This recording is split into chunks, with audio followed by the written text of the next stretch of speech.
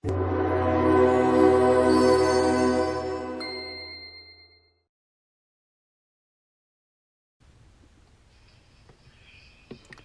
de Samuel, capítulo 15, versículo 22. Primera de Samuel, capítulo 15, versículo 22. Vamos a leerlos juntos. Y Samuel dijo: Se complace Jehová tanto en los holocaustos y víctimas, como en que se obedezca a las palabras de Jehová. Ciertamente el obedecer es mejor que los sacrificios, y el prestar atención que la grosura de los carneros. Es una de las palabras más importantes de la Biblia. Dice: el obedecer es mejor que los sacrificios, y el prestar atención que la grosura de los carneros. Obedecer es recibir la palabra de Dios y actuar según ella. Tenemos que enseñarles a los niños la certeza de que la palabra de Dios hace cambios ciertamente en la vida de cada uno.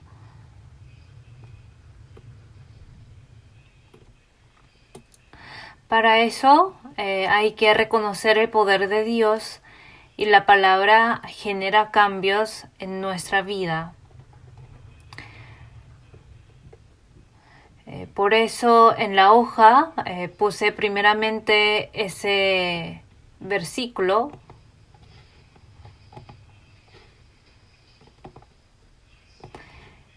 Es muy importante hacer la palabra la mía, o sea, aplicarla en mi vida. Cumplir la palabra es muy diferente de conocerla en nuestra vida. David aplicaba esta palabra en su vida y por toda su vida seguía cumpliendo la palabra de Dios. En este sentido, vamos a revisar San Juan capítulo 12, versículo 48 dice: El que me rechaza y no recibe mis palabras tiene quien le juzgue. La palabra que he hablado, ella le juzgará en el día postrero. La fe viene por escuchar la palabra de Cristo, ¿cierto? También dice que la vida eterna es conocer, es por conocer a Dios y a Cristo. Y además dice esta palabra que testifica de mí, y de la manera que está establecido para los hombres que mueran una sola vez, y después de esto el juicio. Habla del juicio. Y en 2 de Corintios capítulo 5 sale un versículo siguiente: conociendo pues el temor del Señor, persuadimos a los hombres, pero a Dios les manifiesto lo que somos, y espero que también lo sea vuestras conciencias. Conociendo el temor del Señor, persuadimos a los hombres. Para persuadir a los hombres hay que conocer el temor de Dios. Entonces, podemos enseñar sobre esto, y queremos que nuestra conciencia lo sepa también. Y en Romanos capítulo 2 habla de la conciencia. La conciencia es como la cámara de seguridad de los aviones. Por lo tanto, la conciencia registra todos nuestros actos ocultos. Cuando estemos ante el Señor el día de juicio, se revelarán todo lo registrados en nuestra conciencia. Al revisar hasta esto, nos damos cuenta que todo lo oculto que no podemos negar ante la palabra de Dios se revela ante Dios por medio de la conciencia. Si pensamos bien, cuando estemos en el cielo, se podrá saber todo lo que pasa en nuestra vida. Aunque nuestra vida aquí no es tan importante como allá en el cielo, podremos saber que para quienes estamos orando ahora mismo y con qué corazón estamos llevando la vida cristiana allá. Y ahora estamos esperando eso, ¿no? Por lo tanto, tenemos que pensar con qué corazón debemos de orar uno para otro durante nuestra vida actual. Pienso también que si pensamos siempre en la vida en el cielo, nos da fuerza y fortaleza y consuelo. El juicio, en otra palabra, podrá interpretarse que Dios está contando y viendo toda nuestra vida. Dios nos dio la conciencia y vendrá el día de juicio por todo lo oculto. Por eso persuadimos a los hombres. En Primera de Corintios capítulo 4 dice: porque aunque de nada tengo mala conciencia, no por eso soy justificado, pero el que me juzga es el Señor. Aunque no he hecho nada para que me reprendieran, eso no significa mi justicia. Es porque el juez es Dios. Entonces, aunque me considero justo y nadie me reprende, Dios es el que juzga.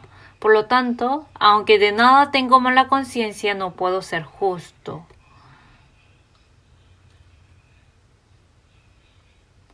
Del mismo modo, aunque soy tan bueno, el juez es Dios. Puesto que Dios es todo soberano, no podemos decir así ante Dios. San Juan capítulo 3 dice: porque no envió Dios a su Hijo al mundo para condenar al mundo, sino para que el mundo sea salvo por él. Jesús dice que existe el juicio, así que el propósito de su venida a la tierra es para que evitásemos ese juicio. Entonces escribí sobre esto para que los hermanos salvos tuvieran ese corazón. Cuando mis padres, que vivían tan difícilmente, mueren, nos duele mucho por el pensamiento de que van a sufrir en el lago de fuego, ¿no? Y en otra parte existe la gloria y el galardón que Dios les quiera dar a los salvos y nos mostró todos los poderes que necesitemos. Sin embargo, nos dio todos esos poderes, pero el problema es que no los agarramos, no los pedimos. Si solo los tomamos, son nuestros, pero si no lo hacemos, entonces Dios no estará angustiado por vernos así. Pensando así, les escribí eso ahí en el papel. Para explicar más concretamente, la palabra que nos encomendó es un poder inmenso, ¿no? Nos ha encomendado la palabra poderosa por la que se pasan de muerte a vidas solo cuando la predicamos con nuestra boca. Sin embargo, la estamos testificando valientemente. Además, por medio de la palabra, nos dio la vida y todos los poderes. Sin embargo, vamos a pensar si realmente estamos viviendo en la vida valerosa o si estamos tomando esos poderes. San Juan capítulo 3 versículo 11 dice: de cierto te digo que lo que sabemos hablamos y lo que hemos visto testificamos y no recibís nuestro testimonio. Recibir la palabra es lo que nos salvó y nos cambió la forma de vida. La palabra que cambia la dirección de la muerte a la vida, ¿no? Hay que recibir esa palabra como la recibimos cuando recibimos la salvación. Si recibimos la salvación, podemos experimentar la palabra de justicia en la vida cristiana como recibimos la libertad al recibir la salvación. Creo que he enfatizado varias veces esto, que hay un libro de Hernán Hesse. Ahí se describe que cuando ese tenía muchos problemas, se encuentra con un Buda. Cuando habló con él, era muy buena persona, como se decía entre las personas. Por eso se emociona por la conducta buena del Buda, pero luego rechaza su forma de ser, porque sus lecciones no eran las que comprendió en la vida como la nuestra. Y ese dijo que cualquier hombre puede decir palabras buenas sobre lo que uno comprende viajando solo o meditando solo, apartado del mundo. También dijo así: si es la palabra de la lección que comprendió cuando alguien le dio un cachetazo en este mundo tan duro y perverso, la recibiría. Pero las lecciones que uno comprende apartado de este mundo y decirlas, ¿quién no podrá hacerlo? Así era la idea de ese. Si meditamos un poco más el tema tratado en el libro, podríamos pensar que tiene sentido. Sería bueno si alguien nos diera una lección que comprende en una vida tan difícil. Para nosotros que vivimos la misma vida, nos daría fuerza y podríamos aplicar esa lección en nuestra vida. Pero no nos sirve para eso. En cambio, Jesús es quien nos compadece. Jesús mismo vino en carne injusta para darnos la lección que se obtiene viviendo la misma vida. Por eso la palabra es la compasión. No solamente se compadece, sino también vino para lo que vamos a experimentar en adelante. Vamos a buscar Hebreos capítulo 4, versículo 15. Yo se lo leo. Porque no tenemos un sumo sacerdote que pueda compadecerse de nuestras debilidades, sino uno que fue tentado en todo según nuestra semejanza, pero sin pecado. Fue tentado en todo según nuestra semejanza. Es la voluntad de Dios que nos da la palabra. Es decir, Él es quien se compadece de nuestras debilidades. El versículo 14 dice: por tanto, teniendo un gran sumo sacerdote que traspasó los cielos, Jesús, el Hijo de Dios, retengamos nuestra profesión. El que fue tentado en todo según nuestra semejanza es el que traspasó los cielos y Él es el Hijo de Dios. Él se compadece de nuestras debilidades, por lo tanto no tenemos que rechazar la palabra que nos dio después de vivir la misma vida que nosotros. Eso es la compasión verdadera. No podemos separar nuestra vida de la palabra diciendo obediencia con boca, porque es la palabra que nos dio después de que vino y vivió la misma vida que nosotros, y no podemos excusarnos, no queda más que recibirla. En Primera de Pedro sale una explicación concreta sobre la aflicción. Dice: quien cuando le maldecían no respondía con maldición. Cuando padecía no amenazaba, sino encomendaba la causa al que juzga justamente, quien llevó él mismo nuestros pecados en su cuerpo sobre el madero, para que nosotros, estando muertos a los pecados, vivamos a la justicia, y por cuya herida fuisteis sanados. La razón por la que se compadece de nosotros es así: para permitirnos el tiempo de vivir como justos, se compadece de nosotros. En San Juan capítulo 10 también dice: el que a vosotros oye, a mí me oye, y el que a vosotros desecha, a mí me desecha, y el que me desecha a mí, desecha al que me envió. Nos dio un gran privilegio. No solamente nos encomendó la palabra del poder, sino también nos consideró como sus hijos de Dios. Y dijo que el que recibe a sus hijos es quien recibe a Dios, y el que los deja es quien le deja a Dios. Si hay quien trata bien a mi hijo, a mí me alegra, y si alguien odia a mi hijo, es igual que odiarme. Eso es lo que se siente Dios al vernos. Vamos a leer juntos Salmos capítulo 119, versículo 56. Estas bendiciones tuve porque guardé tus mandamientos. Eso es la obediencia. ¿Cuál será mi bendición? ¿Cuál será mi bendición ante Dios? Porque guardé tus pensamientos. Guardar la palabra de Dios, eso es mi bendición. Vamos a buscar Gálatas capítulo 6. Gálatas capítulo 6, versículo 8. Vamos a leerlo juntos. Porque el que siembra para su carne, de la carne segará corrupción, mas el que siembra para el espíritu, del espíritu segará vida eterna. Hizo que nuestro espíritu renaciera y permitió que nuestro espíritu viviera para su justicia. Ahora el que siembra para el espíritu segará vida eterna. Así dice: Esas bendiciones tuvimos porque guardamos sus mandamientos. ¿En qué debemos dedicar el resto de nuestra vida? Lo que pertenece a la carne se corromperá junto con la carne, pero ahora vivimos diferente. Recibimos la palabra poderosa y vivimos junto con ella para cegar vida eterna. Ahora vivimos para la gloria eterna.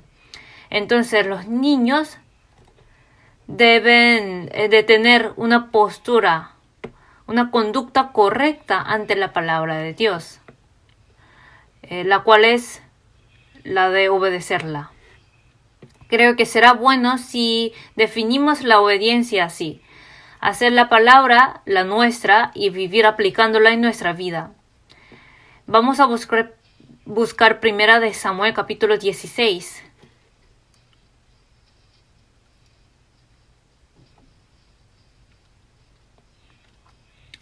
Por la desobediencia de Saúl, ahora se unge a David, ¿no? Primera de Samuel capítulo 16 versículo 7 dice: y Jehová respondió a Samuel: no mires a su padecer, ni a lo grande de su estatura, porque yo lo desecho, porque Jehová no mira lo que mira el hombre, pues el hombre mira lo que está delante de sus ojos, pero Jehová mira el corazón. Primera de Samuel capítulo 9 habla la escena donde Dios desecha a Saúl, que era joven y hermoso, y sobrepasaba de hombros a cualquiera del pueblo, y unge a David, es decir, lo escoge. Pues el hombre mira lo que está delante de sus ojos, pero Jehová mira el corazón. Al final, por la desobediencia de Saúl, se le traspasa todo a David. Y ya David se unge para ser rey, y eso es lo que sale en el capítulo 16. A diferencia de David, quien vivió la vida de desobediencia, Saúl era opuesto. Para tener lecciones sobre eso, he marcado en las hojas esa parte. Espero que lo lean. Primera de Corintios, capítulo 10, versículo 12 dice: Así que el que piensa estar firme, mire que no caiga. Si alguien piensa estar firme, ya se hizo soberbio. Porque quien está en la cumbre no tiene más camino que el descenso. Al final, es decir, si pensamos que ya basta, no tenemos más que la fe en descenso. Nosotros somos mucho más soberbios de lo que pensamos. Qué tan temible la soberbia, ninguna palabra nos sirve para consejo. Por eso hay que tener siempre cuidado con la soberbia. Tenemos que revisarnos cada día. La soberbia nos impide en hacer la obra de Dios. Por lo tanto, para que llevemos a cabo el cargo que nos encomendó Dios mediante el poder de Dios, tenemos que revisarnos si no somos soberbios. Hay varias maneras de evitar la soberbia. En la palabra dice que consideremos a otros mejores que nosotros. Es algo tremendo. Enaltecer a otro más que a sí mismo. ¿Qué quiere decir? Por el instinto humano es imposible que uno se humille. Entre la gente se dice así, ¿no? Es imposible cambiar la casa o el auto por otra u otro peor. Dicen muchas veces así: si uno ya probó un carro bueno, no puede optar por el otro menor nivel. Después de vivir en una casa de 30 metros al cuadrado, no puede mudarse a una de 20 metros al cuadrado. Dicen varias veces esto. Pienso que se dice así porque la naturaleza humana es que no tiene límite en codicia. Es lo mismo que eso. Para que no sea soberbio, necesito ser mucho más humilde. Hay que reconocer que humillarme a mí mismo es casi imposible, es decir, enaltecer a otro. Para eso debo de humillarme relativamente. Eso es una manera. La palabra nos está mandando así, que cada uno considera a otro mejor que a sí mismo, que enaltezca, es igual al cuerpo. Si vemos 1 Corintios, capítulo 12, compara la iglesia con el cuerpo. Ahí sale, para que no haya desavenencia en el cuerpo, sino que los miembros todos se preocupen los unos por los otros. Es muy apropiado explicar la iglesia con el cuerpo, ¿no? Más, los miembros corporales no se pelean entre sí. No existe un cuerpo que pelee con el otro. Más bien, si una mano se hiere, es incómodo lavarse la cara con una sola mano, por lo que la herida cuida a la otra y la cura. Así es la iglesia como el cuerpo.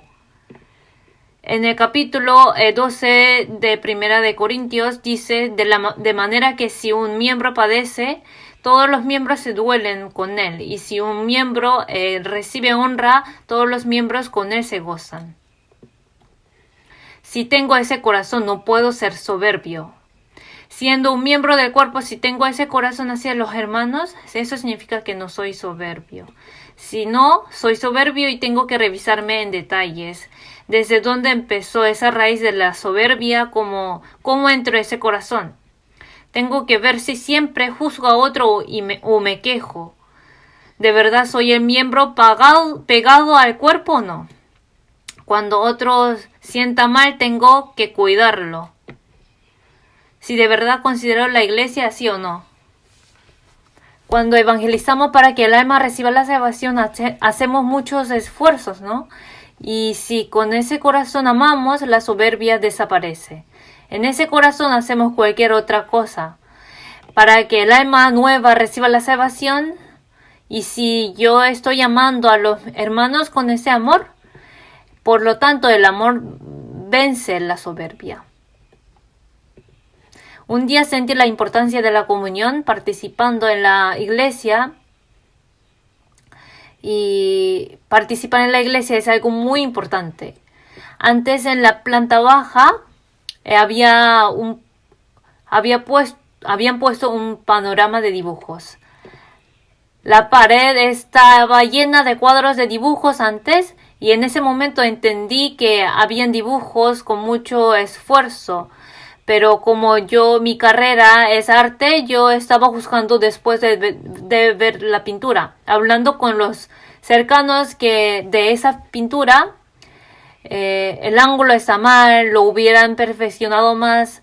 Ay, ¿qué es eso? Es muy grande, hubieran pintado las caras más vivientes. Así juzgaba cada pintura. Sin embargo, cuando estaba cerca el dibujo de Sodoma y Gomorra, unos que estaban cerca dijeron así: lo siento por decirlo para los que dibujaron, pero para mí el dibujo era miserable. Pero los que estaban ahí dijeron, mirando las columnas de fuego de Sodoma y Gomorra, dijeron, ese castigo será un representante. Así que el juicio que se recibe ante Dios, ¿qué tan temible será? Diciendo así, añadieron que les causaba una inquietud en su corazón. Pero a mí no me daba nada de ese dibujo. Juzgando, no lo pensaba, pero a través de esos dibujos muchos estaban recibiendo gracia de Dios. Entonces su fe y la mía, ¿cómo podrán ser iguales? Y yo, como estaba en la comunión, pude escucharlo y reflexionarme. Si no hubiera seguido con mi propio pensamiento, hubiera continuado juzgando y criticando. Entonces, por esa experiencia comprendí que el talento de uno mismo, si no es usado correctamente por Dios, puede que mi talento sea mi punto débil. En 1 Pedro capítulo 4 dice, mas el fin de todas las cosas se acerca, sed pues soberbios y velad en oración, y ante todo tened entre vosotros ferviente amor, porque el amor cubrirá multitud de pecados. Amarse uno a otro es otra manera de evitar la soberbia. Podemos pensar en David y Saúl. David, quien vivió la vida de obediencia, sin embargo, Saúl, aunque Dios le daba oportunidades varias veces, él mismo las rechaza. Hay una palabra que dice que si uno anda junto con el sabio, obtiene la sabiduría. En Proverbios dice, Primera de Samuel capítulo 16 y 15 dice: un espíritu malo, parte de Dios, le atormenta a Saúl. Y sus súbditos le recomiendan que traje a David. Y por lo tanto trajeron a David y lo hicieron tocar el arpa delante de Saúl. Si vemos capítulo 13, versículo 2 de San Juan, dice así: y cuando cenaban, como el diablo ya había puesto en el corazón de Judas Iscariote, hijo de Simón, que le entregase. Ya había puesto en el corazón de Judas Iscariote que le entregase. El diablo controla nuestro corazón y pensamiento. En realidad, nuestro cuerpo todavía no es salvo. Por lo tanto, el diablo no nos puede quitar nuestra salvación del espíritu, pero puede impedir en nuestra vida cristiana y quitarla. Por eso tenemos que tener cuidado siempre. Como dice la palabra de Proverbios, capítulo 13, que si uno camina junto con el sabio, obtiene la sabiduría. Si uno quiere estar junto con Dios, debe tener muchas comuniones con los hermanos. En Primera de Samuel, capítulo 16, versículo 18 dice, vamos a leerlo juntos. Entonces uno de los criados respondió diciendo: he aquí, yo he visto a un hijo de Isaí de Belén, que sabe tocar y es valiente, vigoroso y hombre de guerra, prudente en sus palabras y hermoso, y Jehová está con él. Yo he visto a un hijo de Belén, es decir, a David, que era tal y tal. En especial Jehová está con él, así dice. Se vio la vida de David y Dios lo acompañaba en su vida. Podemos ver a él. Si nosotros también andamos o estamos con el sabio, aquí los sabios son los cristianos salvos. Pasar el tiempo con ellos significa pasarlo con los sabios. En esa vida acompañada puedo limpiar el pecado que entró en mí. Sin embargo, Saúl echó a David con una lanza. Al final, David y Saúl tuvieron una vida muy diferente. Para que pudieran conocer el carácter personal de David, busqué el paisaje donde David se encuentra con Abigail. Vamos a ver 1 de Samuel capítulo 25, versículo 2 al 3. Yo se los leo. Y en Maón había un hombre que tenía su hacienda en Carmel, el cual era muy rico y tenía 3,000 ovejas y 1,000 cabras, y aconteció que estaba alquilando sus ovejas en Carmel. Nabal era una persona muy rica. Y aquel varón se llamaba Nabal, y su mujer Abigail era aquella mujer de buen entendimiento y de hermosa apariencia, pero el hombre era duro y de malas obras, y era del linaje de Caleb. El nombre Nabal tiene el significado del necio, y Abigail el significado de que mató a sus padres. Así Nabal, como su nombre lo indica, muestra su necedad. David había enviado a 5 jóvenes para que protegieran las propiedades de Nabal, por lo que de vuelta David envía 10 jóvenes a Nabal para que les diera alimento en el día de fiesta. En ese momento Nabal le insultó y los echó. Antes de escuchar eso de Nabal, David era cuidadoso siempre, pero en esa vez se hizo imprudente. El versículo 13 dice: entonces David dijo a sus hombres: ciñase cada uno su espada, y se ciñó cada uno su espada, y también David se ciñó su espada, y subieron tras David como 400 hombres, y dejaron 200 con el bagaje. Nabal insultó a los hombres de David y los hizo apartarse. Y luego esos hombres les contaron lo que pasó, y David mostró la imprudencia. En cambio, en la casa de Nabal, uno de sus súbditos le cuenta a Abigail sobre la situación, y ella, al entender la situación, tomó regalos y se los lleva a David. El versículo 23 dice: y cuando Abigail vio a David, se bajó prontamente del asno, y postrándose sobre su rostro delante de David, se inclinó a tierra. Y luego del versículo 24 al 31, ella convence a David. Vamos a ver el versículo 26. Ahora pues, Señor mío, vive Jehová y vive tu alma, que Jehová te ha impedido al venir a derramar sangre y vengarte por tu propia mano. Sean pues como Nabal tus enemigos y todos los que procuran mal contra mi Señor. Lo que dice Abigail es que Jehová te ha impedido el venir a derramar sangre y vengarte por tu propia mano. Que dice que Jehová no quiere que lo haga. El versículo 28 dice: y yo te ruego que perdones a tu sierva esta ofensa, pues Jehová de cierto hará casa estable a mi Señor. Por cuanto mi Señor pelea las batallas de Jehová, y mal no se ha hallado en ti en tus días.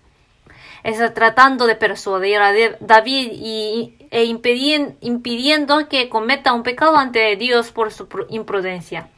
El versículo 30 dice: y acontecerá que cuando Jehová haga con mi Señor conforme a todo el bien que ha hablado de ti, y te establezca por príncipe sobre Israel, entonces, Señor mío, no tendrás motivo de pena ni remordimientos por haber derramado sangre sin causa, o por haberte vengado por ti mismo. Guárdase pues mi Señor, y cuando Jehová haga bien a mi Señor, acuérdate de tu sierva. Le pide que aguante la angustia y no cometa el pecado para el futuro cuando sea el rey de Israel, para que no tenga ninguna rebelión. Es decir, está diciendo que Jehová está deteniendo a David para que no cometa el pecado ante él por medio de la boca de ella. Y David acepta su palabra. Así es el carácter de David, que escucha la voz apacible de una persona pequeña. Vamos a leer juntos versículo 32 al 3. Y dijo David a Abigail: bendito sea Jehová, Dios de Israel, que te envió para que hoy me encontrases, y bendito sea tu razonamiento, y bendita tú que me has estorbado hoy de ir a derramar sangre y vengarme por mi propia mano. Reconoce que Dios mandó a Abigail. Está reconociendo que Dios detuvo a David que cometiera el pecado a Dios por medio de Abigail. Así David recibió la palabra de Dios. Las palabras que nos son dadas, y dentro de la iglesia, las palabras que nos llegan mediante las bocas de los hermanos y las hermanas. Tenemos que recibir esa palabra como las que Dios nos está dando. Así podemos hacer esas palabras las nuestras y aplicarlas en nuestra vida. Al final las aceptamos como la voluntad de Jehová y nos arrepentimos. Cuando Nabal supo de la situación después de la fiesta, su cuerpo se endureció y murió en unos días después. Después de escuchar la noticia de la muerte de David, en el versículo 39 dice: luego que David oyó que Nabal había muerto, dijo: bendito sea Jehová, que juzgó a la causa de mi afrenta recibida de mano de Nabal, y ha preservado de mal a su siervo. Y Jehová ha vuelto la maldad de Nabal sobre su propia cabeza. Después envió David a hablar con Abigail para tomarla por su mujer. Luego toma a Abigail como su esposa. Luego que David oyó que Nabal había muerto, dijo: bendito sea Jehová, que juzgó la causa de mi afrenta de recibida de mano de Nabal, y ha preservado de mal a su siervo. Aquí podemos saber que David vivió estando con Dios en su vida. Así pudimos ver la vida de David, que estuvo con Dios. Recibir la palabra, hacerla mía y enviármela, significa reconocer que si Dios me guió a que recibiera la salvación, entonces el resto de mi vida también me guiará sutilmente. Por lo tanto, debemos de reconocer que en todo lo que experimento, las palabras que parecen malas o que no quiero escuchar son permitidas por Dios, y hacerlas nuestras y reflexionarnos. Aunque sea una palabra tan pequeña, nos es dicha sin intención de Dios. Dicen que los detectives muy buenos detectan al criminal con una palabra de pasada. Una palabrita de pasada puede ser un indicio para el detective. Por lo tanto, todo lo que nos pasa es permitido por Dios. Cada momento y cada encuentro también lo son. Tenemos que aceptarlo sin duda. De esta manera podemos recibir la voluntad de Dios enteramente. Vamos a revisar el cuadro de las hojas. En Salmos capítulo 139, versículos 13 al 14 dice: Tú me hiciste en el vientre de mi madre. En el seminario de la Biblia vemos cómo un feto crece dentro del vientre de la madre. Se forman las manos, los pies, las orejas, la nariz y los ojos. Al principio los ojos no lo parecen, pero luego se van formando y se hacen los ojos. Como Dios nos formó en el vientre de nuestra madre, aunque no lo sabíamos, aunque no lo notamos ni sabemos, toda la providencia del universo está sobre la mano de Dios. En Eclesiastés capítulo 11, versículo 5 dice: Como tú no sabes cuál es el camino del viento o cómo crecen los huesos en el vientre de la mujer encinta, así ignoras la obra de Dios, el cual hace todas las cosas. A pesar de que no sabemos lo que pasa dentro del vientre, el niño crece en él y como esto Dios está haciendo todas las cosas. En Salmos capítulo 119, versículo 89 al 91 dice: Para siempre, oh Jehová, permanece tu palabra en los cielos. De generación en generación es tu fidelidad. Tú afirmaste la tierra y subiste. Y subsiste. Por tu ordenación subsisten todas las cosas hasta hoy, pues todas ellas te sirven. Espero que entiendan este versículo. Aunque no conocemos todo el proceso del crecimiento del feto y su nacimiento, Dios lo va realizando, así va cumpliendo todas las cosas del universo. Así pasa la situación. Por lo tanto, todas las circunstancias en que me encuentro también. No hay nada que no sea necesario para mí. Hay un dicho que dice que del impío también se halla una lección. Y si son tres, ciertamente se obtiene algo. Con este corazón hay que vivir el resto de nuestra vida. No siempre son dañinos para nosotros. A través de esto tenemos que revisarnos y buscar qué lección podemos tomar de ahí. Y no es difícil tener un corazón como David, que se arrepintió por la palabra de inmediato y obedeció el mandamiento de Dios. Pienso que también podemos ser como él, aprendiendo la palabra de Dios y meditándonos en ella. Mientras que uno se aleja de la palabra y de la comunión, aunque escucha la palabra, es difícil que la acepte como la suya. En cambio, aquellos que están cerca de la palabra, la Biblia, cuando aprenden la Biblia, comprenden con mucha más facilidad la palabra, ¿no? Pero al contrario, es difícil recibir la palabra. Como esto, Dios nos ha permitido todo y lo que tenemos que hacer es solamente tomar su palabra poderosa, y les digo esto por si alguien no lo está haciendo. Pienso que lo mismo Dios nos estará diciendo. El capítulo de David, que no pagó mal por mal, espero que lo revisen luego. Ahora vamos a ver la parte de compartir el botín por último y finalizar. Primera de Samuel capítulo 30. En este capítulo Israel vive bajo el control de los filisteos. Sin embargo, los filisteos levantaron una guerra contra Israel y David estaba en la parte de filisteos, pero los generales filisteos no lo quieren. Como David era israelí, tenían miedo de que de repente se volviera enemigo y luchara contra los filisteos. Por lo tanto, David no pudo participar en la guerra y volvió a Siclag. Pero ahí vio que todo de él fue cautivado hasta su mujer Abigail. En ese momento, de sus 600 soldados, deja a 200 que estaban agotados en el torrente Besor y va a buscar a sus propiedades con el resto, 400 soldados. Y luego de volver, cuando compartía el botín, el versículo 22 dice: Entonces todos los malos y perversos de entre los que habían ido con David respondieron y dijeron: Porque no fueron con nosotros, no les daremos del botín que hemos quitado, sino a cada uno su mujer y sus hijos, que los tomen y se vayan. No era la voluntad de David, era de los malos y perversos. En cambio, lo que dijo David fue así.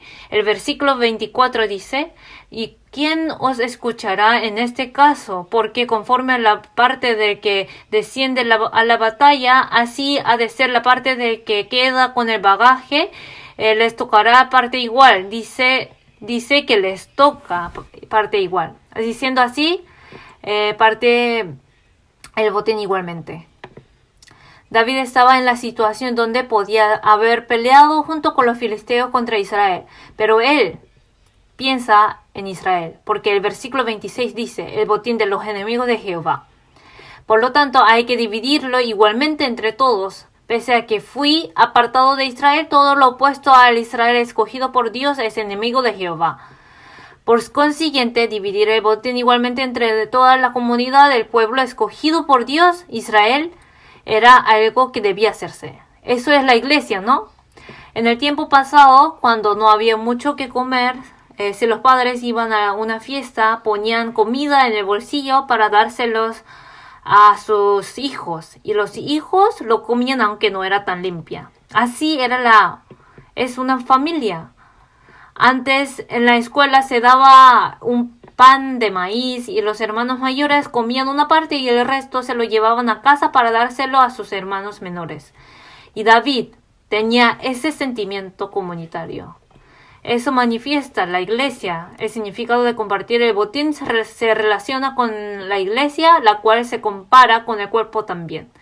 Hay mucho que aprender de David y estaba pensando de qué punto de David podríamos tomar la lección, y luego decidí aprender la lección sobre David, que está preparado para recibir la palabra sobre su carácter humano y aprender sobre obediencia. ¿Y qué es la obediencia entonces? Y recibir la palabra. Hemos aprendido que Dios es quien nos compadece, que se compadece de nosotros y podemos aplicar su palabra en nuestra vida. Vamos a terminar con una oración.